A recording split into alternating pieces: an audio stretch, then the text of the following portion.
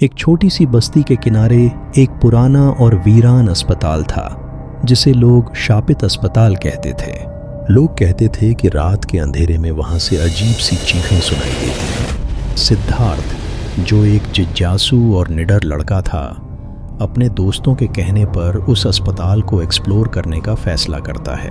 रात का समय था, चांद बादलों के पीछे छिपा हुआ था और हवाएं पेड़ों के बीच से सीटी बजा रही थी। सिद्धार्थ ने टॉर्च और कैमरा लिया और अकेले ही अस्पताल की ओर निकल पड़ा। अस्पताल के अंदर घुसते ही उसे अजीब सी ठंड महसूस हुई। हर कोने से जैसे किसी की नजरें उसे घूर रही हों। दीवारों पर लगे पोस्टर्स फटे हुए थे और एक पुरानी घड़ी लगातार टिक टिक कर रही थी, जबकि उसकी सुई रुकी हुई थी।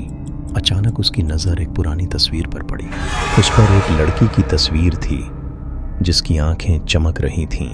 उसने महसूस किया कि तस्वीर की आंखें उसके हर मूवमेंट को फॉलो कर रही थीं। जब उसने पास जाकर तस्वीर को छूने की कोशिश की, तभी एक गहरी आवाज गूंजी, तुमने मेरी सीमा लांघ दी है। अचानक दरवाजे अपने आप बंद हो गए और सिद्धार्थ को लगा जैसे फर्श उसके पैरों के नीचे से खिसक रहा हो। उसने जल्दी से भागने की कोशिश की, लेकिन अस्पताल की गलियां अब भूल भुलैया बन चुकी थीं। हर दिशा में एक ही रास्ता बार बार आता था। एक कमरे से रोशनी आ रही थी। सिद्धार्थ ने हिम्मत करके उस कमरे में कदम रखा। कमरे के बीचों बीच एक ऑपरेशन टेबल थी और उस पर वही लड़की बैठी हुई थी। उसके लंबे बाल उसके चेहरे को ढक रहे थे। उसने धीरे से अपना चेहरा उठाया और उसकी आंखें खून जैसी लाल थीं। उसने सिद्धार्थ से कहा, यहाँ से बचकर निकलने का एक ही तरीका है, मेरी बात मानो, वरना तुम भी इस अस्पताल का हिस्सा बन जाओगे। सिद्धार्थ ने डरते हुए पूछा, क्या करना होगा?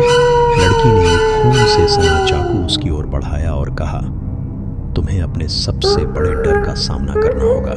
उसी समय दीवारें गिरने लगीं और पूरा अस्पताल कांपने लगा।